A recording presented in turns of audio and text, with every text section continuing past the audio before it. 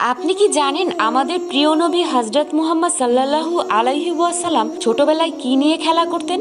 একদিন নবীজির চাচা হযরত আব্বাস আলাইহিস সালাম নবীজিকে বললেন, যখন আপনি ছোট ছিলেন এবং মায়ের কোলে ছিলেন সে সময় আমি এমন একটা ঘটনা দেখেছিলাম এবং আমি তখনই বুঝে গিয়েছিলাম যে আপনি কোনো সাধারণ বাচ্চা নন।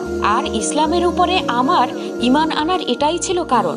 আমি দেখেছিলাম আপনি ঘরের উঠানে কাপড়ের দোলনায় শুয়েছিলেন, তখন আপনি চাঁদের সাথে কথা বলছিলেন আর আপনি আপনার আঙুল দিয়ে যেদিকে ইশারা করছিলেন চাঁদ সেদিকেই চলে যাচ্ছিল। তখন নবীজি তার চাচাকে বললেন, আমি চাঁদের সাথে কথা বলতাম, চাঁদও আমার সাথে কথা বলতো, সে আমাকে কান্না করতে দিত না, নানা ধরনের গল্প ও কথা দিয়ে আমাকে ভুলিয়ে রাখতো।